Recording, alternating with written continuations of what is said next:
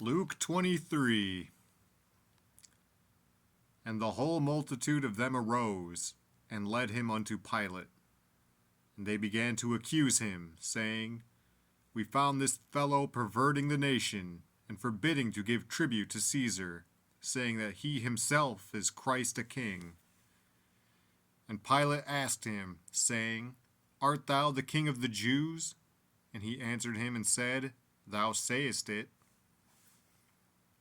Then said Pilate to the chief priests and to the people, I find no fault in this man. And they were the more fierce, saying, He stirreth up the people, teaching throughout all Jewry, beginning from Galilee to this place. When Pilate heard of Galilee, he asked whether the man were a Galilean. And as soon as he knew that he belonged unto Herod's jurisdiction, he sent him to Herod, who himself also was at Jerusalem at that time. And when Herod saw Jesus, he was exceeding glad, for he was desirous to see him of a long season, because he had heard many things of him, and he had hoped to have seen some miracle done by him. Then he questioned with him in many words, but he answered him nothing. And the chief priests and scribes stood and vehemently accused him. And Herod with his men of war set him at naught, and mocked him, and arrayed him in a gorgeous robe, and sent him again to Pilate. And the same day Pilate and Herod were made friends together, for before they were at enmity between themselves. And Pilate, when he had called together the chief priests and the rulers and the people, said unto them, Ye have brought this man unto me, as one that perverteth the people. And, behold, I, having examined him before you, have found no fault in this man touching those things whereof ye accuse him. No, nor yet Herod. For I sent you to him, and, lo, nothing worthy of death is done unto him. I will therefore chastise him, and release him. For of necessity he must release one unto them at the feast. And they cried out all at once, saying, Away with this man, and release unto us Barabbas, who for a certain sedition made in the city, and for murder, was cast into prison. Pilate, therefore, willing to release Jesus, spake again to them. But they cried, saying, Crucify him, crucify him. And he said unto them the third time, Why? What evil hath he done? I have found no cause of death in him. I will therefore chastise him, and let him go. And they were instant with loud voices, requiring that he might be crucified. And the voices of them and of the chief priests prevailed. And Pilate gave sentence that it should be as they required.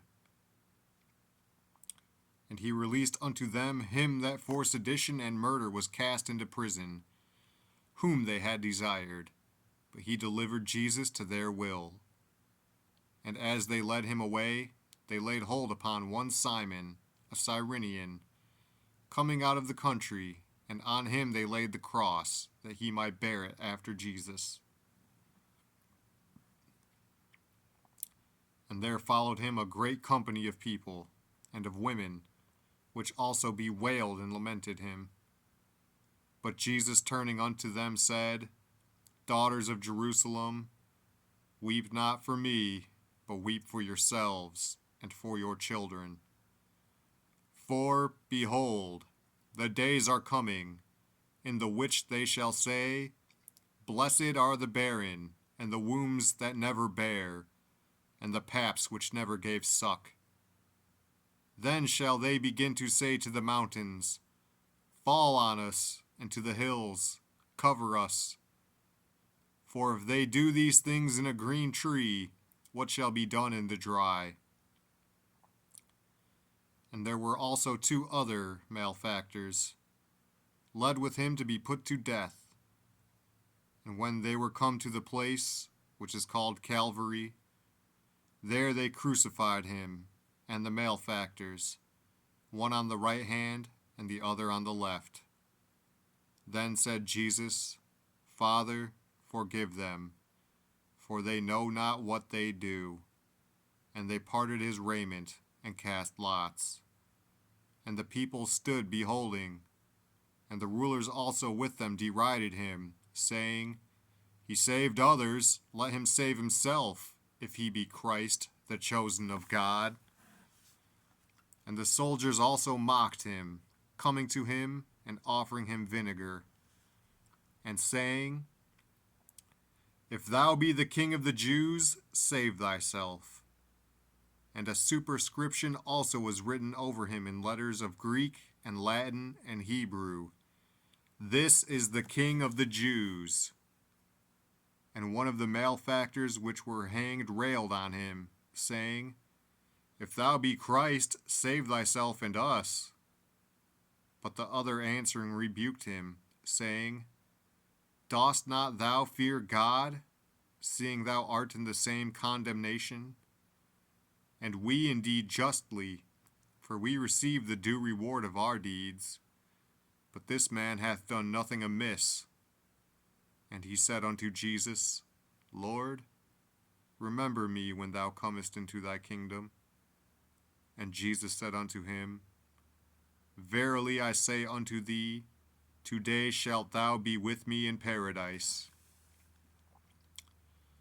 And it was about the 6th hour, and there was a darkness over all the earth until the 9th hour.